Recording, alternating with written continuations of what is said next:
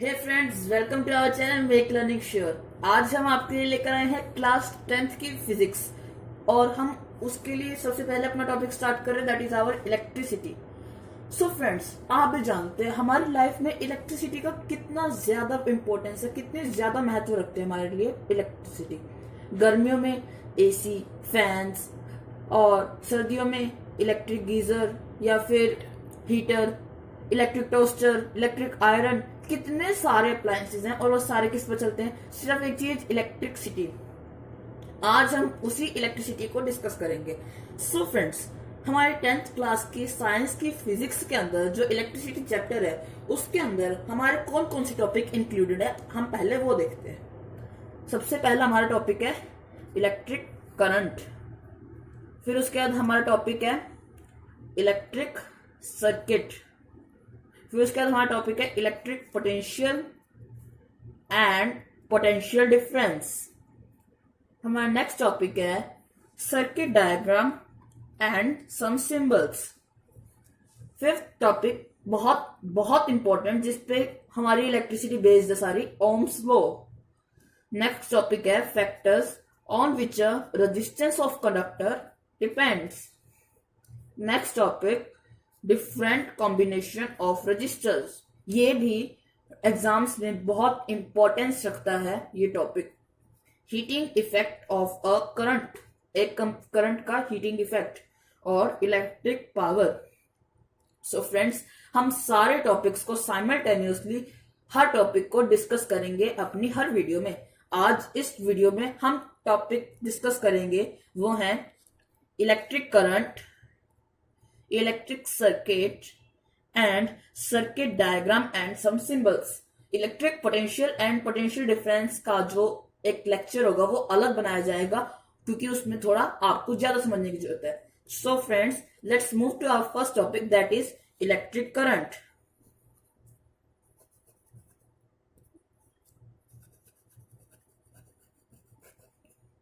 सो friends, electric current हमारा सबसे पहले क्या आता है? इलेक्ट्रिक करंट के अंदर सबसे पहले आता है फ्लो ऑफ चार्ज। एक बैटरी है,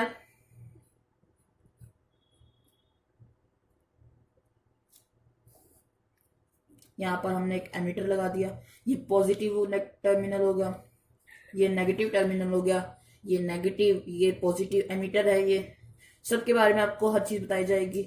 उसके बाद एक सर्किट डायग्राम जाते हैं, यहाँ पर हमने एक स्विच लगा दिया, यहाँ एक बल्ब है या किसी भी कंडक्टर कह लो।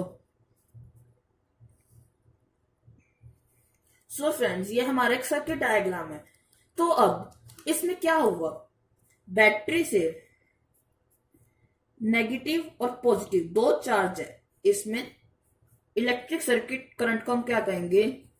फ्लो ऑफ चार्ज और आयन, यानी कि आयन या चार्ज का फ्लो करना इलेक्ट्रिक करंट होता है। अब चार्ज, इसमें हम चार्ज वो करते हैं, तो चार्ज दो टाइप्स के होते हैं, two types of charge, that is positive charge and negative charge. So हम बात कर रहे थे पॉजिटिव और नेगेटिव चार्ज की। पॉजिटिव और नेगेटिव चार्ज, जब एक बैटरी लगी हुई है हमारे कंडक्टर के, हमारे सर्किट के अंदर, बैटरी को नेगेटिव पॉजिटिव टर्मिनल हम ज्वाइन करते रहते हैं। ये हमारा पॉजिटिव टर्मिनल, ये हमारा नेगेटिव टर्मिनल। करंट हमेशा, स्टूडेंट्स इस बात का हमेशा ध्यान रखना, करंट हमेशा पॉजिटिव टर्मिनल की साइड से फ्लो करेगा। इसका क्या रीजन है अभी हम देखते हैं। ये हमारा बल्ब हो गया, ये हमारा ammeter, that is positive, that is negative, wire को ज्वाइन कर दिया। अब हमने एक बात पढ़ी कि हमेशा करंट पॉजिटिव साइड से फ्लो करेगा। ऐसा क्यों है? अब देखो, एक कंडक्टर है, कंडक्टर के अंदर बहुत सारे इलेक्ट्रॉन्स हैं। इलेक्ट्रॉन्स हमने क्या पढ़े थे? जो नेगेटिव साइन अपने ऊपर कैरी करते हैं। Negative sign. सो जब वो बैटरी से निकलेगा तो देखो नेगेटिव साइड से निकलेगा तो negative and negative charge, negative charge repel each other.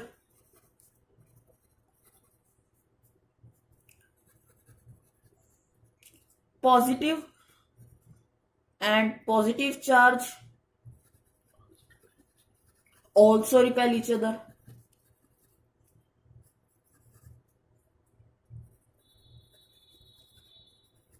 But एक एक्सेप्शन आ जाता है कि पॉजिटिव एंड नेगेटिव चार्ज, लेकिन जो पॉजिटिव और नेगेटिव चार्ज होगा वो हमेशा अट्रैक्ट होगा। सो अब हमारे इलेक्ट्रॉन्स क्या हैं? Negative charge. एमीटर लग गया, की लगा दी, ठीक है, यहां पर हमने कंडक्टर लगा दिया जिसके थ्रू करंट पास आउट होगा, ठीक है। तो अभी इसके अंदर एक्सेसिव बहुत सारे, कितने, बहुत सारे इलेक्ट्रॉन्स इसके अंदर स्टोर्ड है। तो अब इसमें से ये पॉजिटिव है, ये नेगेटिव है, तो यहाँ पे इसके साइन के अकॉर्डिंग लगा देते हैं। जहां नेगेटिव होगा वही नेगेटिव होगा, और ये यहाँ होता है तो ये पॉजिटिव होता है। ये बाद में हम बहुत अच्छे से डिस्कस करेंगे।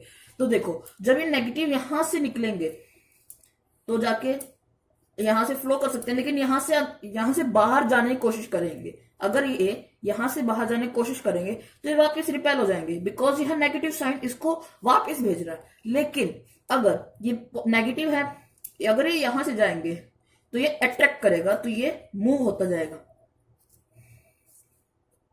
ये वापस जाके अभी इस साइड आ रहे हैं, ये साइड, तो ये अंदर चले जाएंगे, बिकॉज ये रिपेल करेंगे दूसरे को, तो ये अंदर चले जाएंगे, ठीक है। तो ये हमारा हो गया इलेक्ट्रिक करंट। तो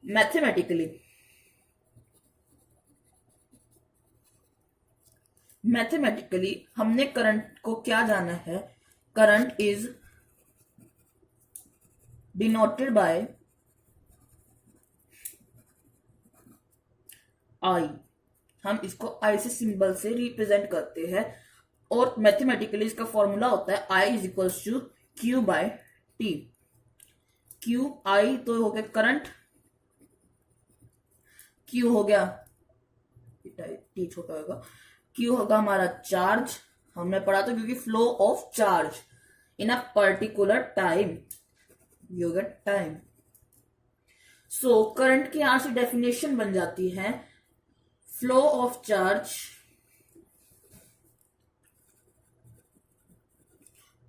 पर यूनिट टाइम। अब चार्ज का सिंबल आई का सिंबल होगा एम्पियर, आई का सिंबल, एसआई यूनिट ए, ठीक है। और क्यू होगा हमारा, तो हम बात कर रहे थे आई की, जिसकी हमने पढ़ी यूनिट एम्पियर। ये एम्पियर कहां से आया, किसको सूझा कि एम्पियर डालें इसकी? तो एम्पियर क्या हुआ? एंड्रे मारिया एम्पियर एक फ्रेंच साइंटिस्ट थे। उन्होंने इस इलेक्ट्रिक करंट की डिस्कवरी की, इसलिए उन्हीं के नाम पे एम्पियर की हमने एम्पियर उसकी यूनिट रख दी। अब हमने फॉर्मूला पढ़ा I is equals to Q by T. Q हो गया हमारा चार्ज। अब इसकी यूनिट क्या होगी? जैसे हमें पता है टाइम की यूनिट क्या होती है? सेकंड। सो इसकी यूनिट क्या होगी? कुल क्यू, दैट इज चार्ज होता है, चार्ज किसके बराबर होता है? कूलम। क्या होता है? कूलम। कूलम क्या होता है? ये एक साइंटिस्ट थे जिनके नाम पर ये कूलम रखा गया। जैसे सारे साइंटिस्ट ने, जैसे हो गया हमारा एंड्रे मायरा एम्पियर के नाम, एंड्रे मायरा एम्पियर के नाम पे उनका एम्पियर नाम पड़ गया करंट की यूनिट का। ऐसे कूलम नाम के भी एक साइंटिस्ट हुए थे, उनका भी उनके नाम पे ही ये यूनिट रख दी गई। अब ये कूलम है क्या? अब इस कूलम के अंदर एक कूलम का जो चार्ज होता है वो किसके इक्वल होता है? 6 × 10⁻18 इलेक्ट्रॉन्स। कि इसके अंदर इतने सारे इलेक्ट्रॉन्स होंगे। आप खुद सोचिए, 6 के बाद 18 जीरो, 6 के बाद 18 जीरो, इतने सारे इलेक्ट्रॉन्स उस एक कूलम के चार्ज के अंदर होते हैं। अब और फिर उसके बाद और हमारे पास उसने क्या कहा है, अब एक इलेक्ट्रॉन में कितने होते हैं चार्ज, एक इलेक्ट्रॉन में कितना चार्ज होता है। अब एक इलेक्ट्रॉन के अंदर होता है 1.6 नेगेटिव चार्ज ऑफ, इलेक्ट्रॉन क्या होते हैं, नेगेटिव चार्ज होते हैं ना, तो नेगेटिव चार्ज ऑफ 1.6 इंटू 10 की पावर -19, एक इलेक्ट्रॉन के अंदर नेगेटिव चार्ज के 1.6 इंटू 10 की पावर -19 चार्ज होते हैं। मतलब कि इतने सारे इलेक्ट्रॉन सिर्फ एक इलेक्ट्रॉन के अंदर होते हैं। तो अब हमने पढ़ा एम्पियर, एम्पियर को ए से डिनोट किया जाता है, वरना हम ऐसे लिख सकते हैं उसे AMPERE, चाहे हम इसे ऐसे लिख ले, चाहे हम इसे बड़े ए से डिनोट कर ले, यानी कैपिटल ए से डिनोट कर ले। अब एक इसके दो टाइप में होते हैं, दो टाइप में आगे फर्दर डिवाइड हो जाता है, that is micro milli ampere, milli ampere यानी छोटा, और एक होता है माइक्रो एम्पियर। आप इस बात का हमेशा ध्यान रखना, जहां पे मिली वर्ड आ जाए तो वहां सोचना आप 10 की पावर -3 की बात कर रहे हैं। अब मान लो आपको 1 मिलीमीटर को 1 मीटर में कन्वर्ट करना है, तो आप उसे 1 मिलीमीटर को 1 मीटर में कितना लिखोगे, 10 की पावर -3 मीटर। ठीक है, तो मतलब कि 1/1000 लिख दो चाहे आप इसे, या फिर इसे ऊपर ले जाओ 10 की पावर -3 मीटर। तो ऐसे ही मिली, तो 1 मिली एम्पियर में कितना हुआ, 10 की पावर -3 एम्पियर। और माइक्रो एम्पियर, माइक्रो एम्पियर में कितना होगा, 10 की पावर -6 एम्पियर। बस ये इसका डबल हो गया। ठीक है, तो अब हमने इलेक्ट्रिक करंट को डिस्कस किया कि एम्पियर होता है, I is equal to Q/T हमने पढ़ लिया। Q के बारे में हमने नॉलेज गेन की कि एक कूलम चार्ज में इतने इलेक्ट्रॉन होते हैं, एक इलेक्ट्रॉन में कितना चार्ज होता है। अब हमने उसके बाद एम्पियर को भी डिस्कस कर लिया। टाइम तो हम 9th क्लास से पढ़ते ही आ रहे हैं, सेकंड होता है। ठीक है, तो अब हम उसके डिस्कस करते हैं एक इलेक्ट्रिक सर्किट की, इलेक्ट्रिक सर्किट। अब एक इलेक्ट्रिक सर्किट हम क्या कहेंगे, एक इलेक्ट्रिक सर्किट क्या होगा, a closed path, a closed path in which electric current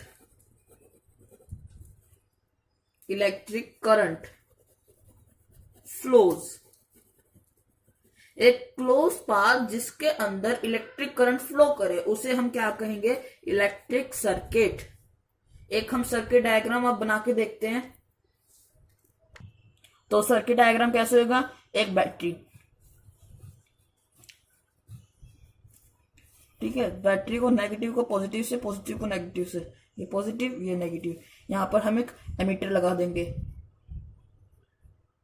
ये नेगेटिव साइन शो करेगा, ये पॉजिटिव साइन शो करेगा। यहाँ पर एक की लगा देते हैं, यानी कि की को हम स्विच भी कह सकते हैं। और अब एक हम यहाँ पे बल्ब लगा देते हैं। ठीक है, और ये सर्किट हमारा कंप्लीट, ये एक सर्किट हो जाएगा हमारा।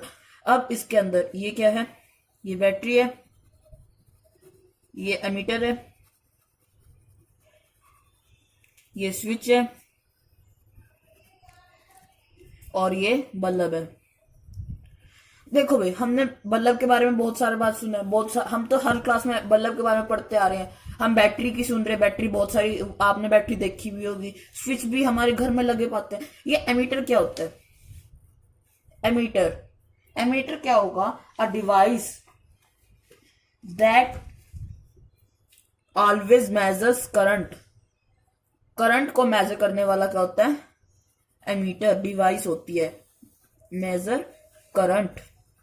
और ये हमेशा always applied in series, series के अंदर अप्लाइड किया जाता है। ये बात आप हमेशा याद रखना, ये बहुत इंपॉर्टेंट पॉइंट होता है कि ये हमेशा सीरीज में अप्लाई किया जाता है। तो फ्रेंड्स, अब हम कुछ सिंबल्स पढ़ लेते हैं। अब हमने सर्किट डायग्राम बनाना है, तो उसके लिए हमें बहुत सारे सिंबल्स की नॉलेज होनी चाहिए।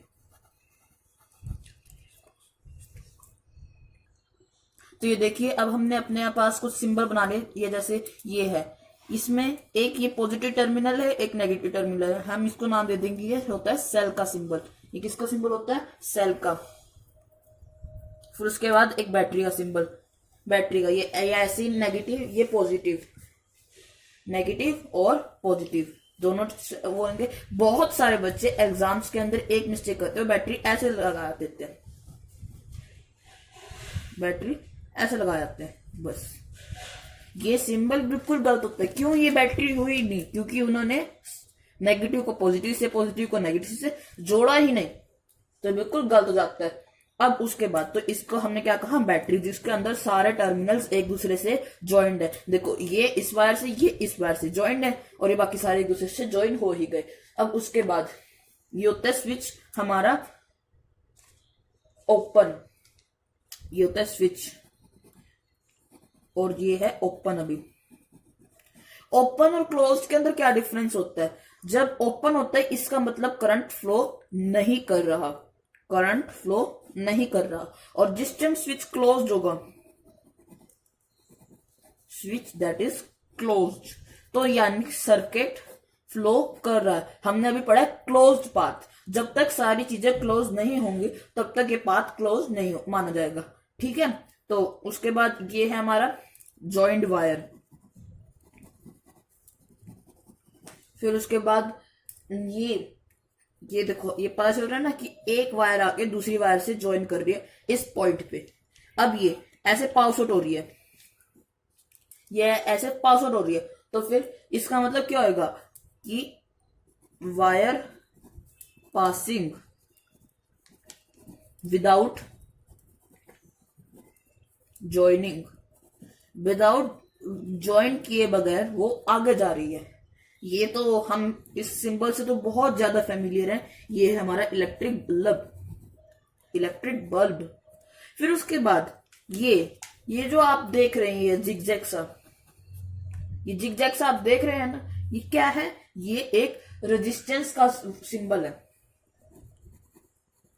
Resistance of a resistor. ठीक है।